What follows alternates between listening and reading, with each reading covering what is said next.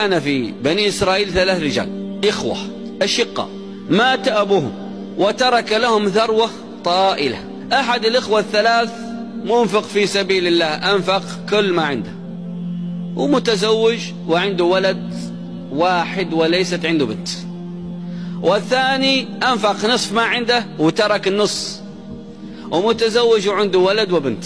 والثالث مسك ماله ولم ينفق منه شيء وأثراه، كثر المال، نمى المال، أصبح الثالث غني ثري جدا، وأصبح الثاني متوسط الدخل، وأصبح الثالث معدم. أخذ الموت، الفقير مات، لم يترك لزوجته وولده إلا بقرة واحدة، والولد لم يتزوج، وعنده ابنتي عم، ابنة عم الثري وابنة عم المتوسط.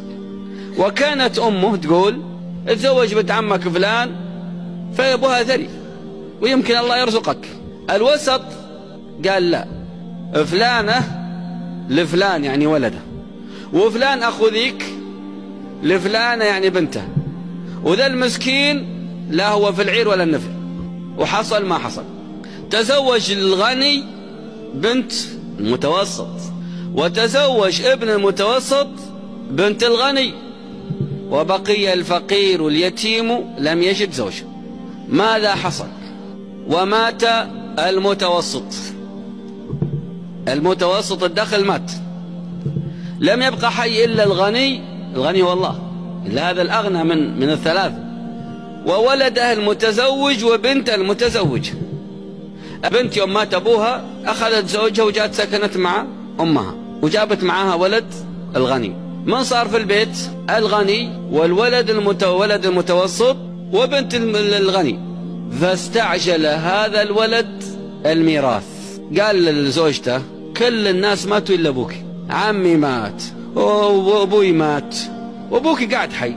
قالت له الأعمار بيد الله. فاستعجل فقتله ليلا، ثم ذهب به ورماه في حي من أحياء بني إسرائيل، ثم رجع ليلا والبنت زوجته ما تدري. يوم طلعت الشمس انتشر الخبر أن فلان مقتول في القرية الفلانية، رجع لها قال لها فلان مقتول في القرية الفلانية، أكيد قتلوا ولازم يدفعوا الدية مضاعفة، وأنا المحامي حق أبوكي. طيب هو القاتل، لكن الخبر لم يعلم بعد. فجاء يغضب، هذا أبو زوجتي، هذا عمي، والله ما أقبل إلا أكبر دية. هو طماع ويأخذ فلوسه ويأخذ الدية فوق ذلك.